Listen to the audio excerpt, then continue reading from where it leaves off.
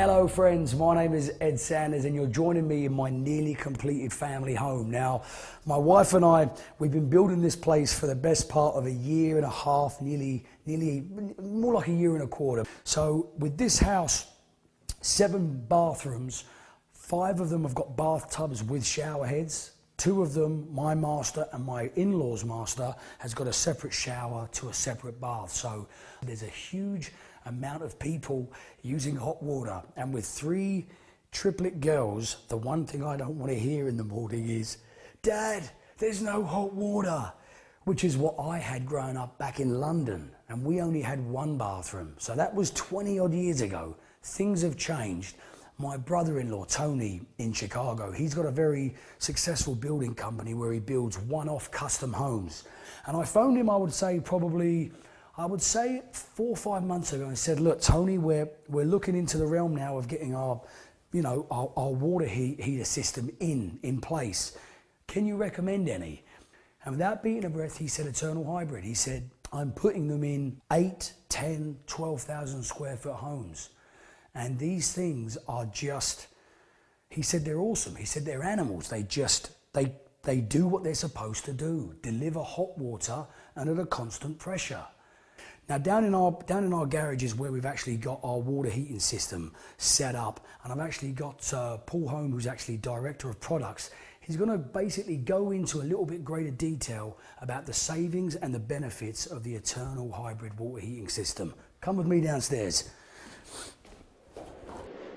Paul Home, Director of Products at Grand Hall, thanks for coming to my house. I do appreciate it. Now, you guys at Grand Hall, what was the main reason for bringing a hybrid water heater onto the market?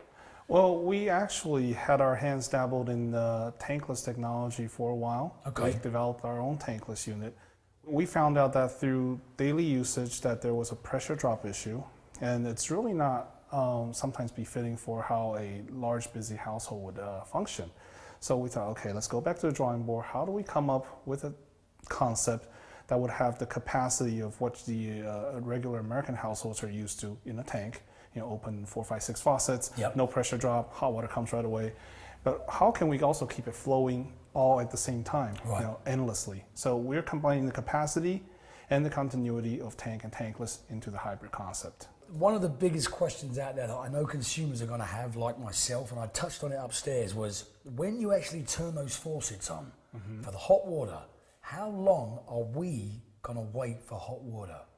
Well, in your home, in this setup in particular, you got a whole house recirculation that was got hot water primed and ready to go in all of your pipe work. Yep. So when you turn it on, it'll literally take between 1 to 3 seconds to get the hot water. You don't know how long I waited as a kid. Now, without beating down Tankless, what type of kind of time are you waiting for hot water with them?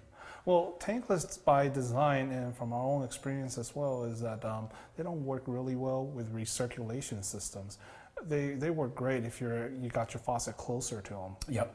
But in a house of a larger size such as yours, it's impossible unless you want to put one right next to every bathroom. Yeah. So Tankless by design doesn't store any hot water, and that's why they don't work well with recirculation. I mean, you got to prime and get hot water ready in all your pipe work. Without storing them, where is it going to go?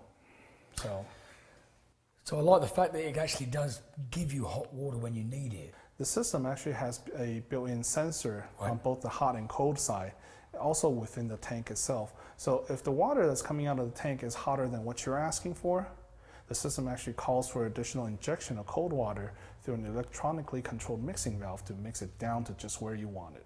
I mean, Paul, I look inside at this machine and there really is nothing inside it apart from the tank, some copper pipes, and some what? You expect to see a computer circuit board in there with a menagerie of pipe. It looks pretty simple what's in there. The innovation is really inside the heat exchanger, so we don't need complex electronics. Really, it's just sensing on the inlet and the outlet, so we know what kind of cold water you're bringing in and how hot it's going out. And the adjustment, it's all done by the computer, but all the heat exchange is just fixed. So with this system, the consumer, me, Yes. I'm getting consistent hot water and pressure. Yes. I'm using less heat. I'm chucking out very low emissions, and I'm saving some money in the long term.